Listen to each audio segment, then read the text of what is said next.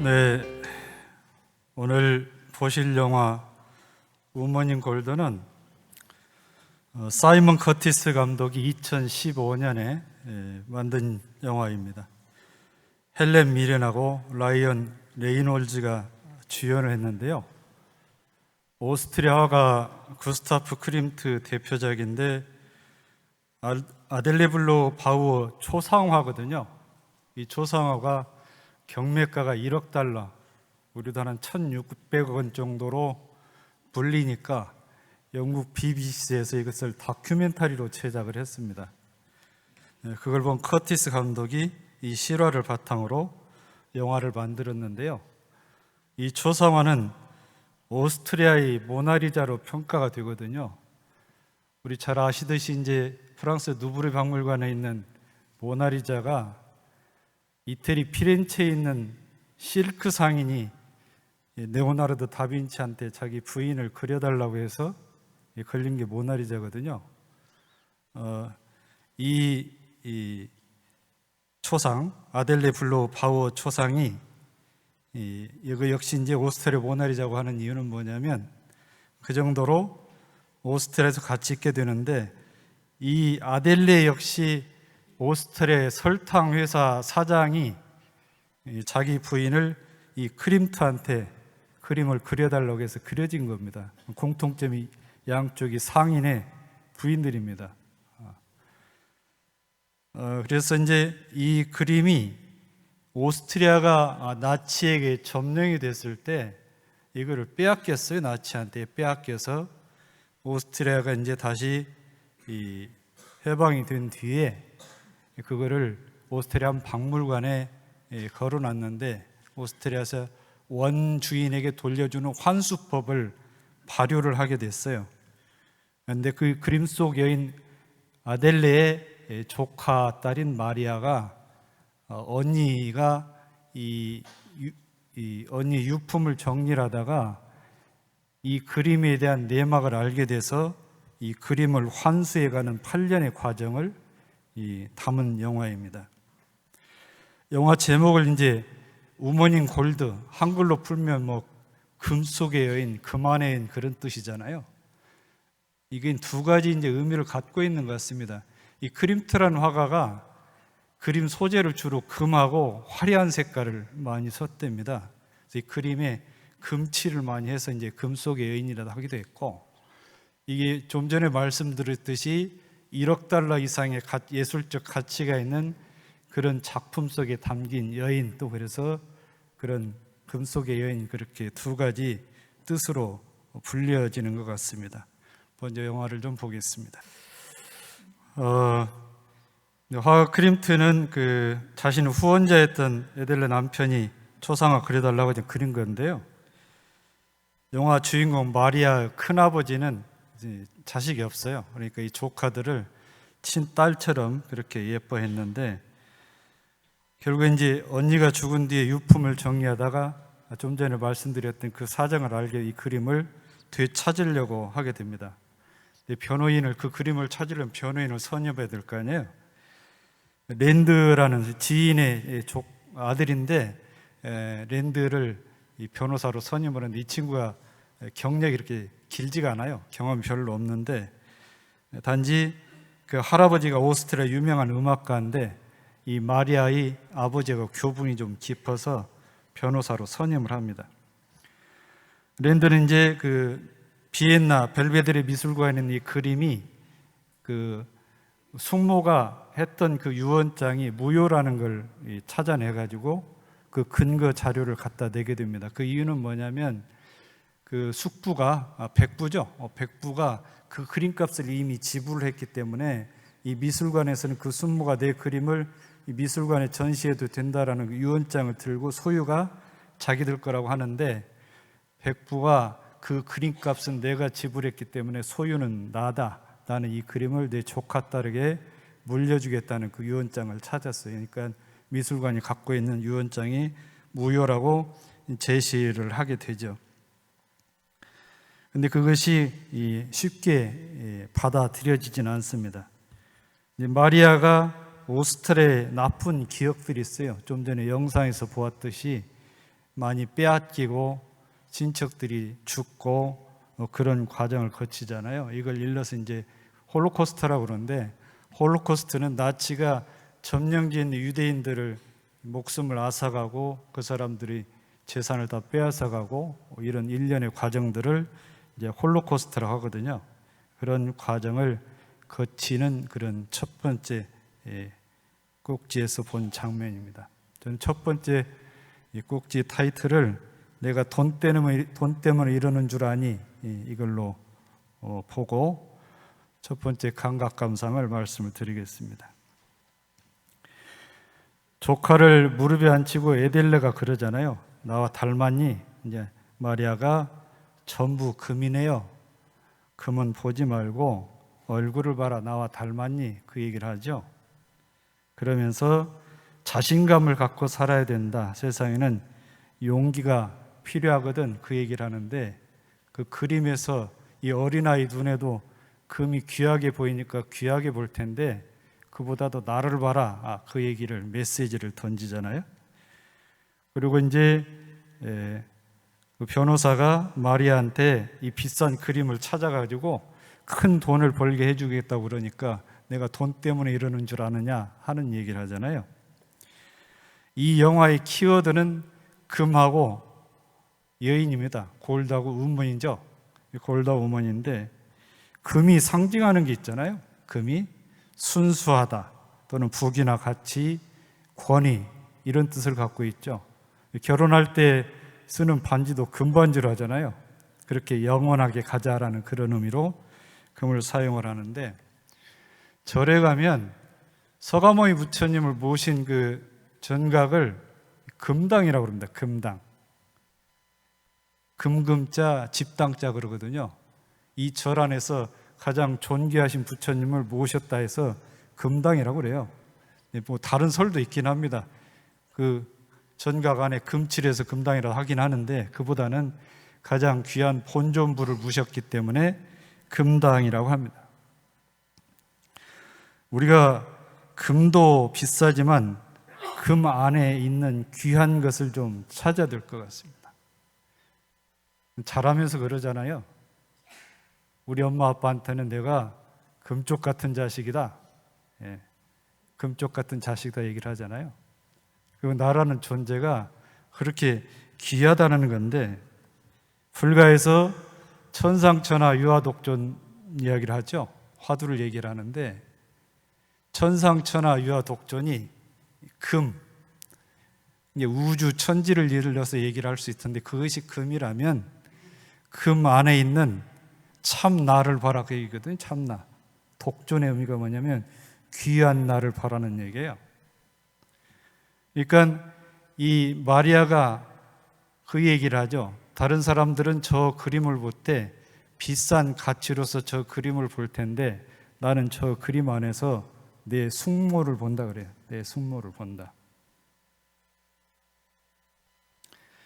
금 안에 있는 나를 찾는 그런 마음이 필요할 것 같습니다. 환수란 마리아가 사전에 찾아서 그래요. 이 그림을 찾아야 되는데, 환수란 무슨 뜻이냐면 원래 소유주에게 원래 상태로 돌아가게 하는 것을 환수라고 한다라고 이제 사전의 뜻풀이를 얘기를 합니다. 대종사께서 그러셨거든요. 본래 마음자리를 깨닫는 견성은 뭐냐 하면 거부장자가 자기 재산을 되찾는 거다 그랬어요. 자기 재산을 되찾는 거다.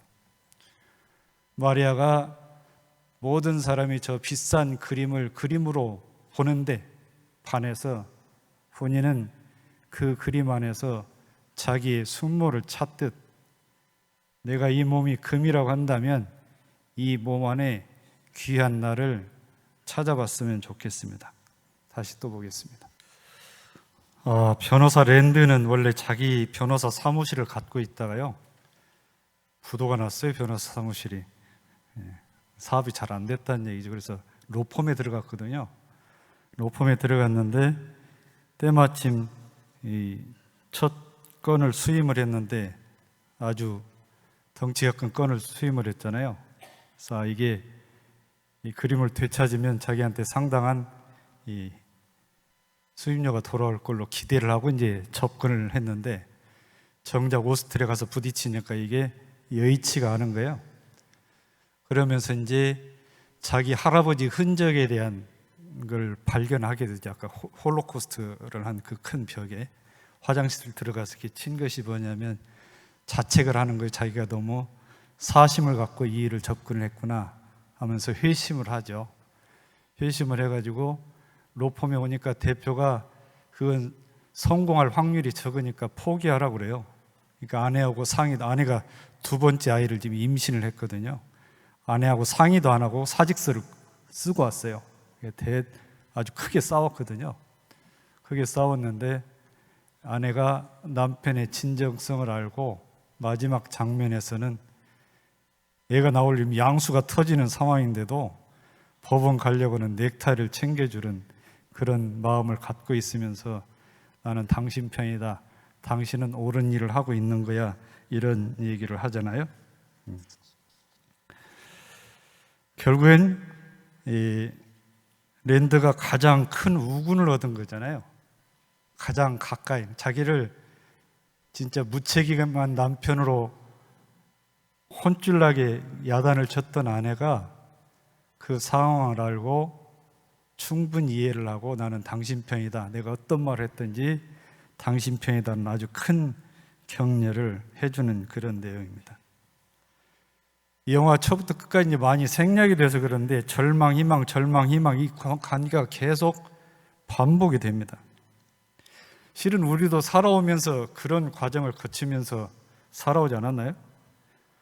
살아가면서 숱한 즐거움도 얻지만 어려움을 겪었을 때 그 과정에서 물론 내 자의지가 그 어려움을 극복하는 큰 힘이 되지만, 그 이면에 나와 가장 가까운 사람이 나를 끝까지 믿어주고 나를 후원해주고 지지해줄 때 그 과정을 극복한 그런 경험들이 있으시죠?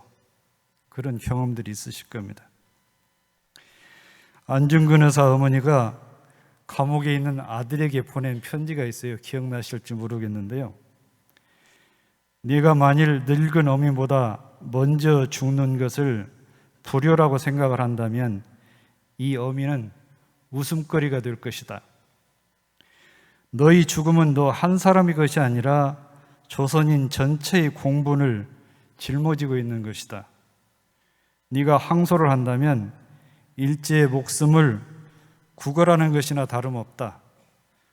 옳은 일을 하고 받은 형이니 비겁하게 삶을 구하지 말고 대의에 죽는 것이 이 어미에 대한 효도이다. 어미는 현세에서 너와 재회하기를 기대하지 않으니 다음 세상에는 선량한 천부의 아들이 되어서 이 세상에 나오너라 그럽니다. 안중근이 그렇게 마지막 길을 선택할 수 있었던 것은 아마 이 어머니의 아들의 행동을 극절하게 지지하는 이 편지, 이 마음 때문에 그랬을 거라는 생각이 듭니다. 잘못했을 때 탓하는 것은 누구나 다 할 수 있어요. 그러잖아요. 어느 고비에 처했을 때 당신 때문에 우리가 이런 처지가 됐잖아 하고 탓할 수 있는 것은 누구나 다 할 수 있습니다. 그 상황에서 한마음 돌려서 지지해 주는 분이 가장 가까이 있을 때 그 어려움을 반드시 극복을 할 수가 있습니다. 여자는 연약하지만 어머니는 강하다는 말이 있죠. 여자는 연약하지만 어머니는 강하다. 아마 안중근 의사 어머니의 이 마지막 판단을 가리키는 말이 아닌가 생각이 됩니다. 우리가 큰 사람이 되고 큰 일을 하는 길은 가까운 사람이 그 어려움을 감내하고 큰 용단을 내리면서 지지해 줄 때 그게 가능합니다. 그런 마음을 우리도 찾았으면 좋겠습니다. 세 번째 보겠습니다. 이제 마지막 장면입니다. 마지막에 전하는 메시지는 평화를 찾은 그녀에게 정의도 돌려주자, 이게 가장 큰 메시지인 것 같습니다. 마리아는 이제 대법원까지 온 것만 해도 우리가 큰일을 했다 하고 이제 안심을 시킵니다. 근데 랜드 변호사는 판도라 상자를 빗대서 멋진 변론을 합니다. 저 이 장면을 보니까 변호사도 한번 해봄직하다는 생각이 들었습니다. 네. 깡통, 이 판도라 상자는 뭐냐면, 판도라라는 여인이 이 상자를 열면 온갖 재앙이 다 쏟아져 나와요. 마지막에 희망만 그 안에 남는다, 그걸 알려줬는데 그 상자를 열어가지고 그 재앙을 뒤집어 쓰는 그런 상황을 얘기하는 판도라 상자라고 그러는데, 깡통을 살짝 열어서 쪽집게로 작은 벌레 하나만 꺼내고 얼른 닫자. 이 얘기는 뭐냐면, 이거는 그림의 원 소유주한테 돌려주자고 하는 그것이 원 취지인데, 국제법을 거들먹거리고 이런 것들이 마치 이 깡통 안에 있는 벌레 같은 거다. 그거는 얼른 꺼내고 얼른 닫자. 이제 그런 비유를 하면서 한 얘기입니다. 본건은 한 여인이 자신의 소유물을 돌려받겠다는 것입니다. 알트만 부인은 젊은 시절 평화를 찾아서 미국으로 왔습니다. 그녀에게 정의도 전해주십시다. We'll give justice 얘기를 하잖아요. 정의도, 평화를 찾았는데 정의도 좀 전해주자, 이런 얘기를 합니다. 그리고 이제 미국 대법원에서 오스트리아를 상대로 승소를 할 수 있도록 이겼지만 그대로 끝난 게 아닙니다. 이 절차가. 오스트리아가 불법을 취득을 인정을 하면 그 그림 그대로 미술관에 걸게 해주겠다 얘기를 하는데, 미술관 측은 한 푼도 못 주겠다 그럽니다. 결국에는 이제 최후의 수단으로 중재를 통해서 얻으려고 하는 과정을 이 변호사가 취하는데, 마리아가 강하게 반발을 하죠. 그렇게는 못하겠다고. 결국엔 설득을 하고 중재위원회에서 아주 인상 깊은 연설을 랜드 변호사가 합니다. 지금 오스트리아에는 나치 피해자의 아픔을 감추려는 사람과 오스트리아의 잘못을 바로잡으려는 사람, 이 두 부류가 있다. 오스트리아인으로서 호소를 한다. 내가 미국 시민이 아니라 우리 할아버지부터 오스트리아 사람이기 때문에 오스트리아인으로서 호소를 한다. 진정 오스트리아를 위해서 과거의 잘못을 깨닫는 판단을 해주기를 간절히 요청합니다. 이렇게 변론을 하니까 결국에 이 중재위원회에서 가족에게, 즉 조카에게 그 그림을 돌려주도록 중재위원회에서 이제 결론을 냅니다. 중재위는 뭐냐면, 이쪽 마리아 쪽하고 저 미술관 쪽하고 중재위는 세 부문의 대표들이 모여서 결론을 냈는데, 중재위는 어느 쪽을 손을 들어주냐에 따라서 그림이 어느 쪽으로 귀속되는가 결론을 내는 그런 과정입니다. 그 이후의 과정은 마지막 자막에서 말씀을 해주셨습니다. 세 번째 파트를 보면서 저는 이런 감상을 얻었습니다. 자유를 얻으면 평화를 얻잖아요. 자유를 얻으면 평화를 얻습니다. 그럼 자유도 얻고 평화도 얻었는데 그것도 정의까지도 주자 얘기를 합니다. 정의까지도 주자. 우리가 지금 마음 공부를 하는 길을 세 가지 사막으로 얘기를 하죠. 사막으로 얘기를 하는데, 정신수양을 하는 것은 뭐냐면 마음의 자유를 얻기 위해서 하는 거거든요. 그 마음의 자유를 얻으면 마음의 평화를 얻습니다. 그럼 이 마음의 자유를 얻고 마음의 평화를 얻은 것이 어떤 것에 바탕이 되냐면, 취사를 할 때, 일을 당해서 취사를 할 때 그 정의롭게 하는 취사의 힘이 됩니다. 이게. 결국에는 우리가 정신수양 마음 공부를 하는 것도 단지 마음의 자유, 평화만 얻기 위한 것이 아니라 이 세상을 정의롭게 옳은 방향으로 살기 위해서 그렇다는 얘기죠. 옳은 방향이라고 하는 것은 선업을 지어가는 방향이겠죠. 서로 이익이 되고 그런 방향을 얘기를 할 겁니다. 무시선법에 이런 말씀을 하셨거든요. 우리 몸과 마음에 일이 없을 때는 잡념을 제거하고 일심을 양성을 하고, 몸과 마음에 일이 있을 때는 불의를 제거하고 정의를 양성하라 그랬습니다. 마음 공부의 표준이거든요. 무시선법이 일상생활에 선을 할 수 있는 길이 무시선인데 그런 말씀을 하셨습니다. 정산종사께서 정이란 일심이 동하면 정이고 불의는 잡념이 동하면 불이다 그랬습니다. 잡념. 결국에는 우리가 이 정이라고 하는 것도 옳은 길로 가는 거잖아요. 옳은 길이는 어떤 길이냐? 서로 이익이 되는 자리이타 상생으로 되는 길을 말합니다. 나만 마음의 자유를 얻고 나만 마음의 평화를 얻으면 그게 온전한 마음 공부가 아닙니다. 옳은 길을 택하고 상생의 길로 가고 서로 이익이 되는 자리이타 되는 그런 세상을 만드는 길이 완전한 마음의 자유를 얻은 것이고 완전하게 마음의 평화를 얻는 것입니다. 나만 편하다고 그래서 마음의 평화를 얻는 게 아니죠. 함께 사는 사람도 같이 마음의 평화를 얻어야, 마음의 자유를 얻어야 온전한 평화를 얻고 온전한 자유를 얻는다는 얘기죠. 그러려면 어떻게 해야 되죠? 정의를 취해야 된다. 옳은 길, 서로 상생이 되는 길, 서로 이익이 되는 길을 취해야 된다. 그런 말씀이죠. 정산종사께서 말씀을 하셨습니다. 성인들은 현재의 작은 이익을 취하지 않고 오히려 해를 입어가면서 영원한 참 이익을 얻으시나 범부들은 작은 이익을 구하다가 죄를 범해서 도리어 해를 얻는데 참된 이익은 오직 정의에 입각하고 대의에 맞아야 얻어진다 그러셨어요.